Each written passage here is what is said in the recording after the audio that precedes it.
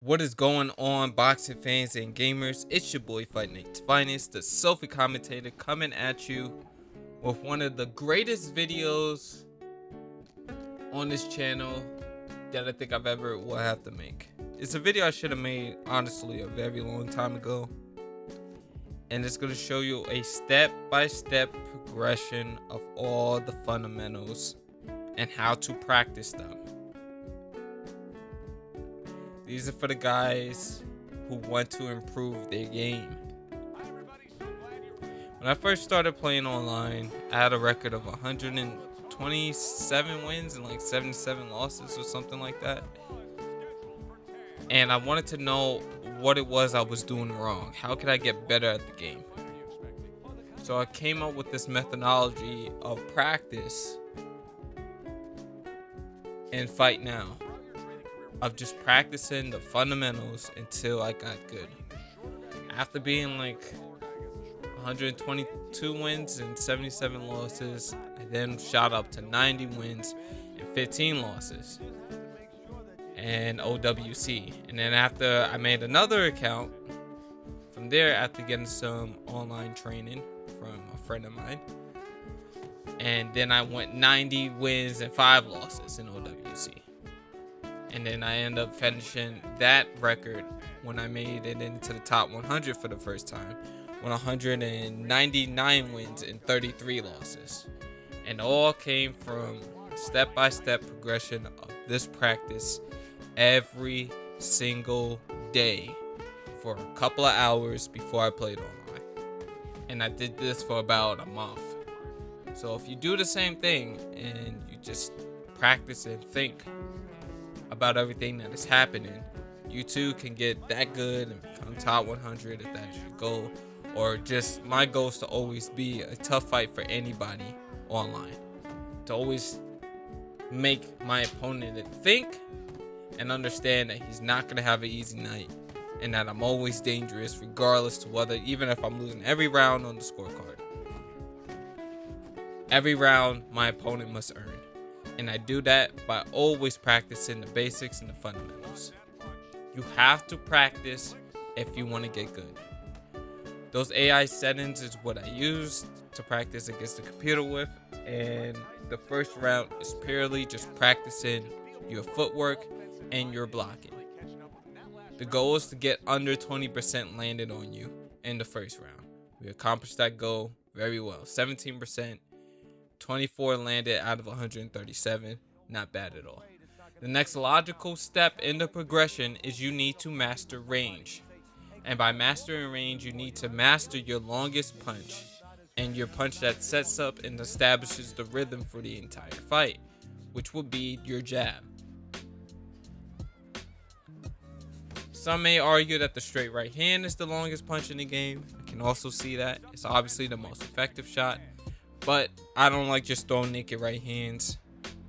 We have to set that up, give it some clothing, and that will be the jab. So once you master your jab, and the jab is a very hard punch to master because it sets up everything. It's the timing, it disrupts rhythm, it does, you guys know all that if you watch boxing. But when you get into the game, it's even more imperative that you have a good jab. Because after what you land, what I like to call effective shots, which would be anything that's not a straight right arm, which is not a jab, you need to be able to pile up the points. And that's when the jab comes in handy. So even though we get clipped here, you still got to utilize the jab, you know? Get you out of trouble in a lot of situations.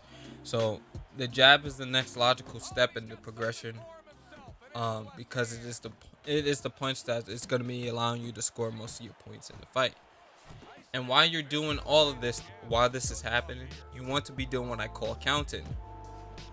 Counting is you tracking how many punches your opponent is landing compared to the amount of punches you're landing. So a good general rule of thumb is, if your opponent lands a power shot on you, you need to land 3 effective shots. So effective shots would be like, let's say the opponent lands a power straight on you, right? You need to land one straight right hand, one left uppercut, one right hook, right? Or you could do one straight right hand of your own and 3 jabs.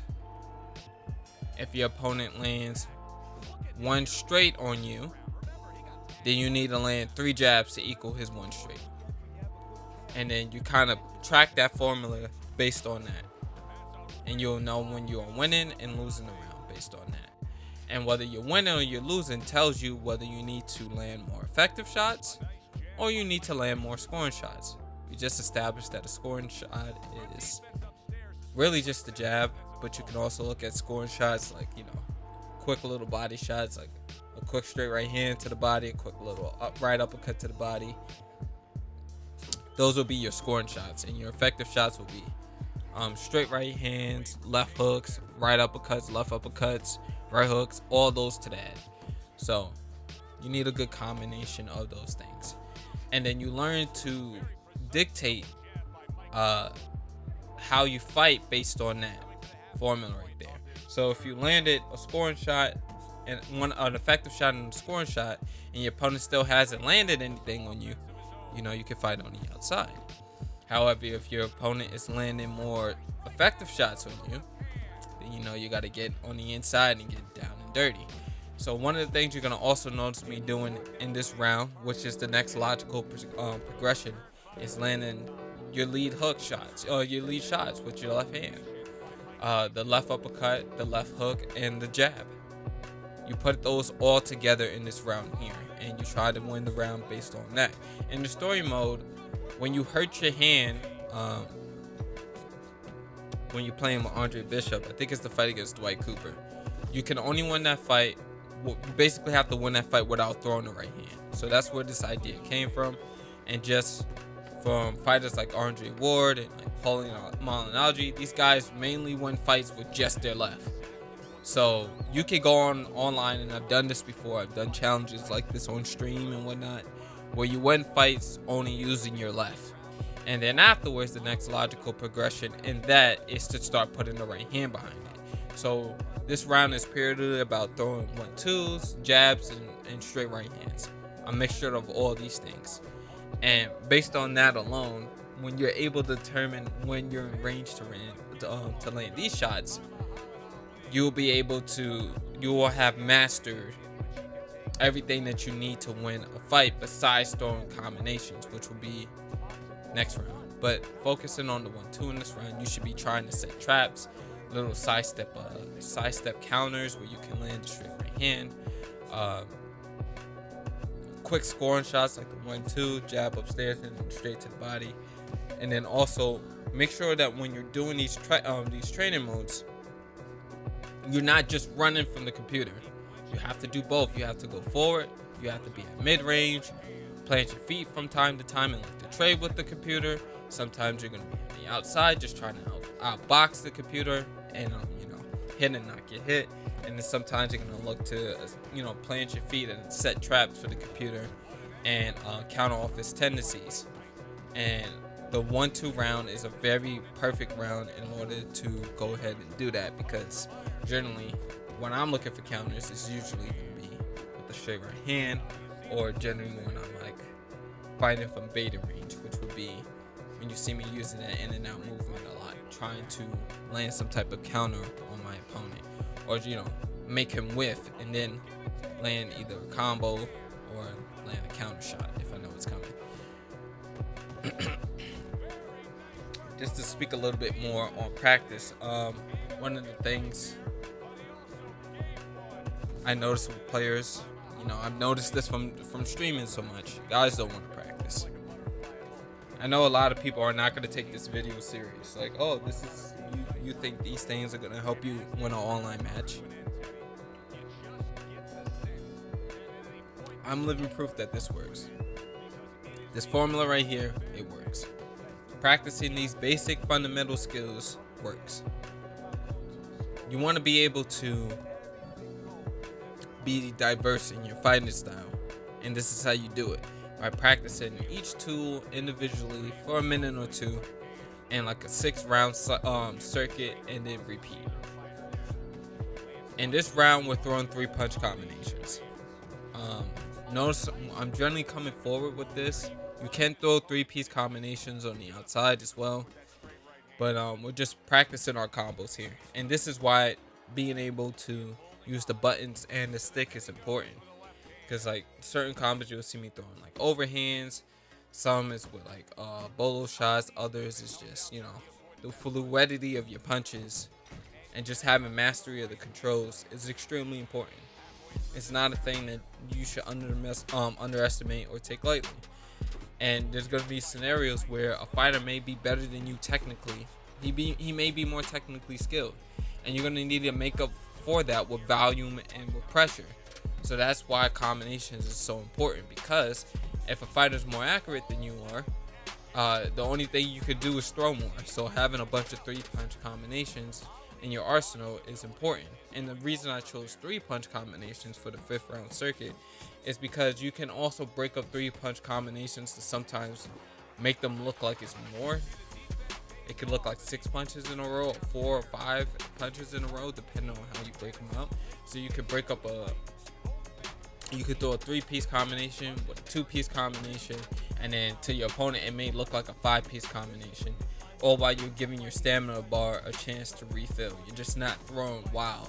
So that's why it's important to make sure that you have your combination game down pat. Now the reason it will be more practical in a fight to obviously use 2-punch combinations.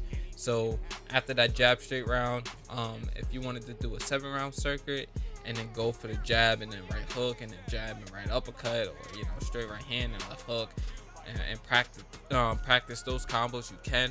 But I think it's fine to do it with a 3-piece combination, because if you're using the 2-piece combo and then in the 5th round, and then in the 6th round, the 4th round using the 2-piece combo, and then the 5th round you're looking to use 3, it'll be very obvious on when you can throw a 2-punch combination and when you can't.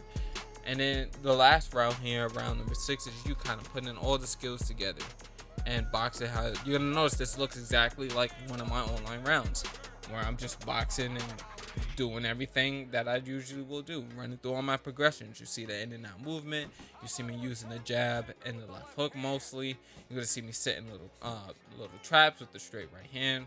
Right there, I was trying to look for the counter not too long ago, and then me landing a bunch of scoring shots now that I got the point lead, punishing the whiffs, taking advantage of my opponent's tendencies. Right there, we was able to land the counter straight up top. That was the trap I was talking about. Now we're doing this mostly from the outside, but you're going to see me here start to walk the computer down and start trying to do it from the inside as well, taking advantage of the fact my opponent is up on the ropes. So that's when we look for the combo ability. He also threw shots and he was missing, so we went downstairs and we punished that with a 3-piece combination in order to help deteriorate the opponent's stamina bar. These are all things that you have to be on the lookout for, and the things you practice here in this round. And then what you do at the end of this is you quit the fight, or you can set the fight to 6 rounds if you want to.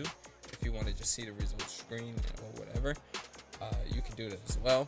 You quit the fight and then you repeat the circuit and repeat and repeat and repeat, and just run through it as many times as you have to until you feel comfortable, until you feel like I'm improving, I'm getting better at these little things. Once you're able to do that, you'll know that you are a good fighter, and then you can take it online and practice these steps. So yeah, I hope this helped. If it did, please leave your thoughts in the comment section. If it didn't, let me know why. Like the video if you haven't. Subscribe if you want to see more content. Follow me on Twitch, Twitter, all that good stuff can be found in the description.